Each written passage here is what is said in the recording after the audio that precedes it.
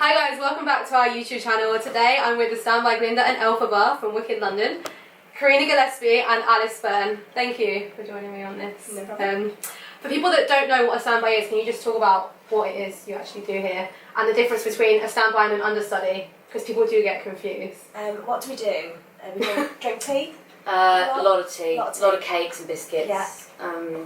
Yeah, we just don't get fat. No, it's it's what they're saying in the dictionary is you are literally standing by in the building, ready at any moment Ready to go on for that person that can not finish that show. Yeah. Maybe you're a little bit more on the standby than I am. I have to get a good 20 minutes to get green, but you... Yeah, I would literally go. Yeah, and an understudy, I suppose you've got a plot and you... You're on stage every night. On stage every night. Mm-hmm. The only thing that we know is how to do those two parts. Yeah. So we're just here for that. Which we're well aware of when they're doing like notes and things and they're talking about certain scenes because we have no idea what they're talking about. We only know the two plots. So that's what it is. What is your typical schedule when you aren't on and when you are on? Like, what are the differences? I know you still have to do your vocal warm up when you're not on, right? Yes, just in case we're thrown on mid-show. Yeah, we turn up at 6:15. About 6:15. Do a warm-up at 6:30. Do a bit of jumping around, a bit of singing. Just think. Look like we're doing something important and then come and sit here essentially. So yeah, I mean they're very different. They're like if you know you're on or if you don't, they're two completely different things. Your day kind of, I don't know about you, but my day dramatically changes after 2 o'clock because 2 o'clock is our cut-off point. Okay. So if you look at the clock and it's 2 o'clock, you know that you're not on, basically. So you can carry on with your day. If you do get a phone call before that, you just start drinking water and... I go for a nap. Go for a sleep, Go for an afternoon nap. Yeah. Get ready for the night. Yeah, so they're two completely different days really. One you just sort of really do feel like you can chill to an extent. It's all or nothing, really, yeah. Do you remember the first time that you saw the show before you were working here? I used to work front of house here, so I saw it a lot. Just before you did it at all? Before I did it at all. Oh, wow. So I was working front of house, which is a job that I absolutely loved, but was really, really bad at. But I loved it. Yeah, and I was auditioning for Nessa Rose on the tour, and I just used to stand at the back and go along with Katie Rowley-Jones and do the lines with her, basically. Yeah. So I saw it a lot. Yeah. I can't remember the first time I saw it. It must have been years ago now. The one time I do remember seeing it, or the first time I maybe acknowledged it, was when I actually saw Gina Beck. I'd worked with Gina Beck, and she took over as Glinda, and I came to see her as Glinda. So I can't remember what year that is now, but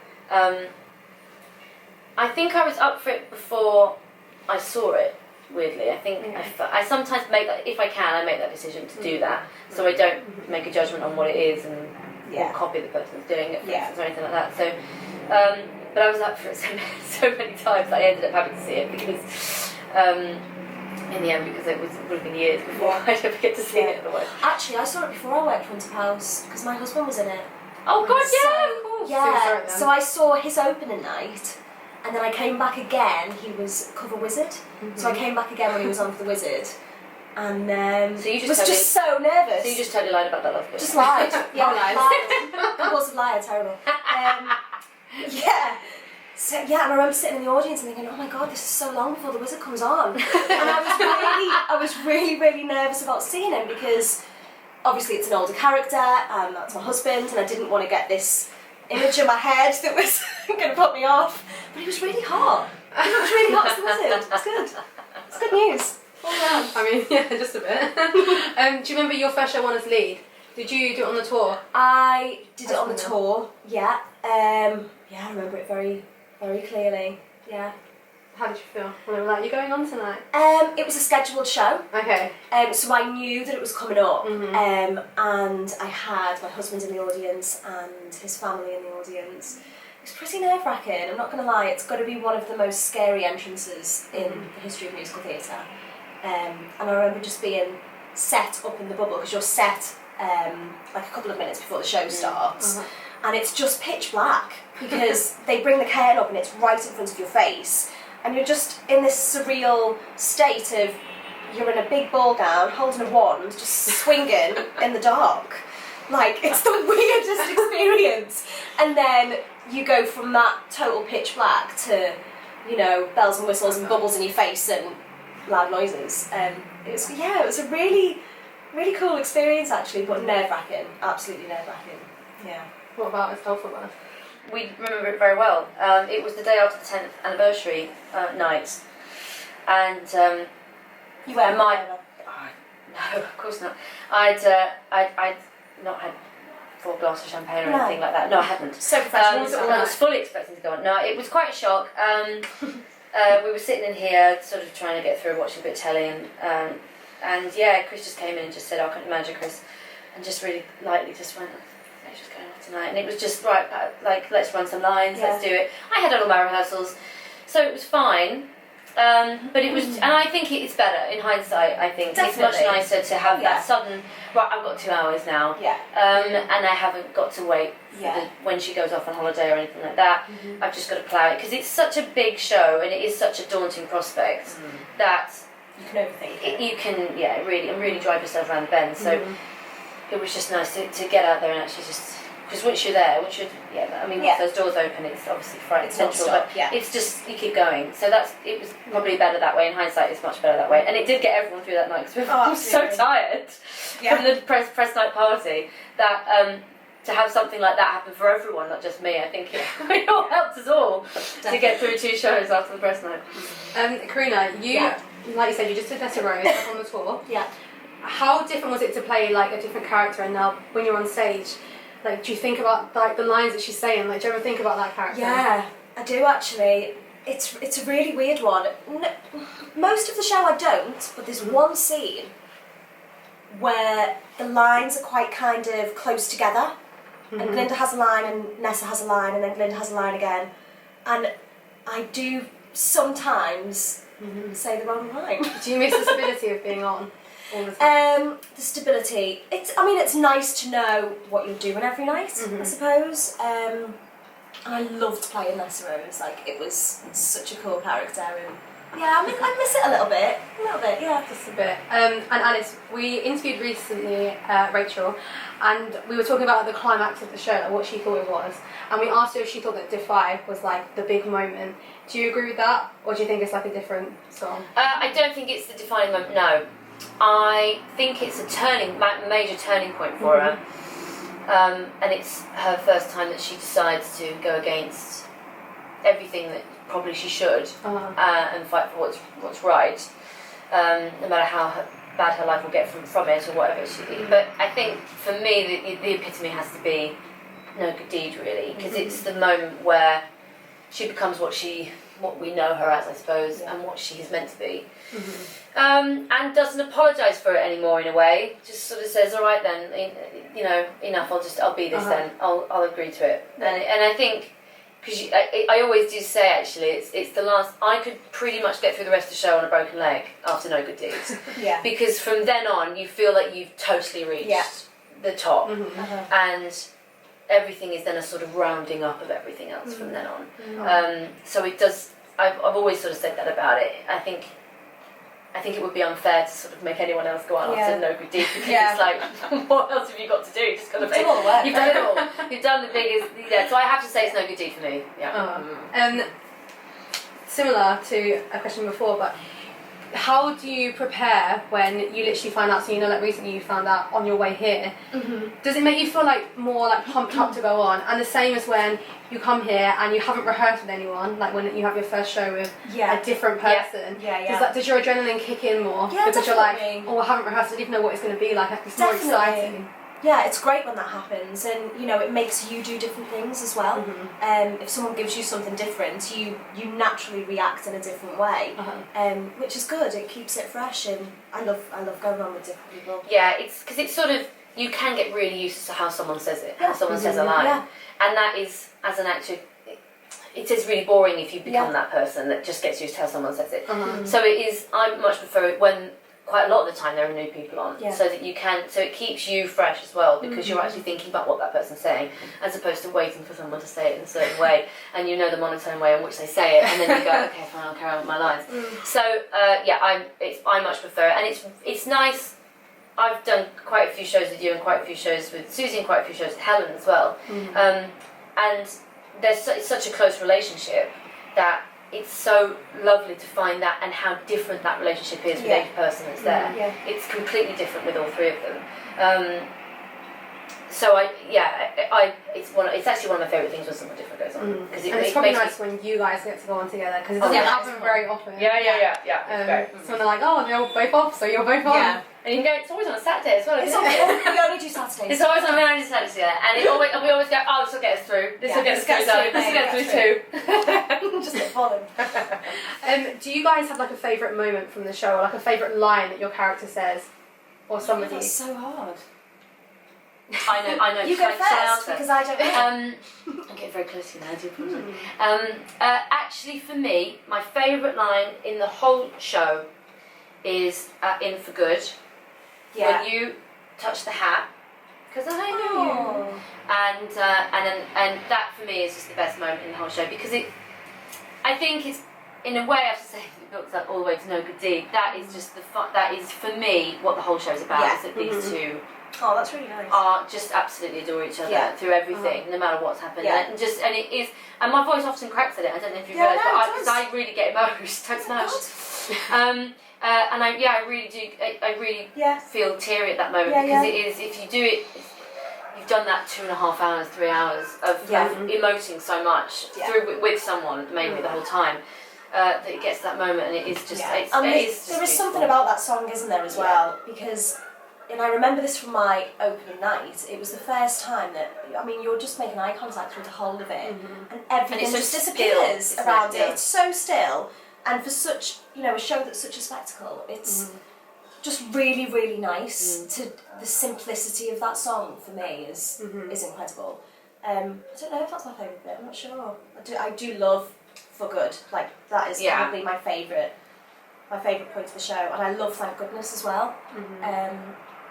Just because it's like, it's this battle that Glinda's got of like pushing feelings down constantly, and that's really interesting to play with as an actress, and it's kind of different every time depending on how you're feeling and how much you push down or let out, and I love it. I really love Thank Goodness.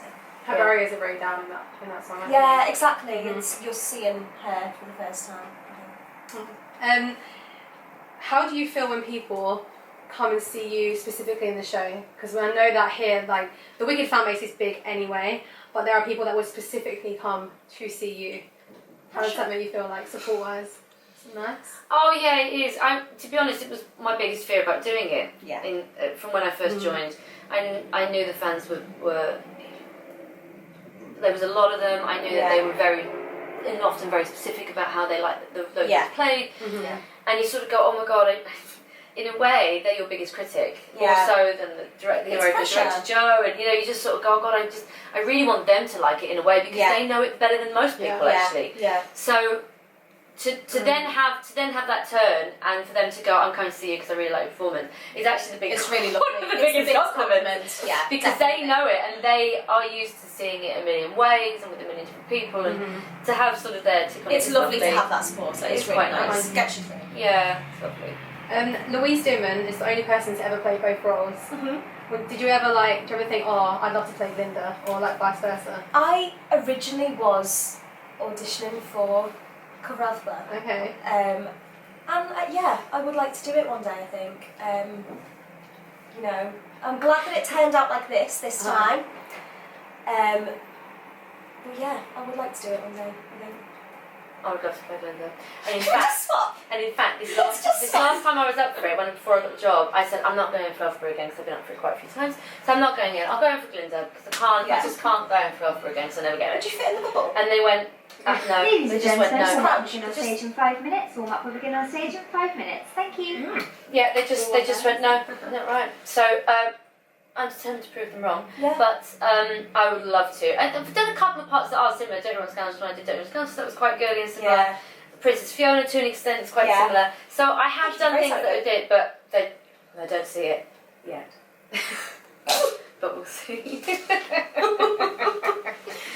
Alice, you have your own album, and you have a show coming up. I do. Do you feel like more nervous singing to an intimate crowd as opposed to being on stage here?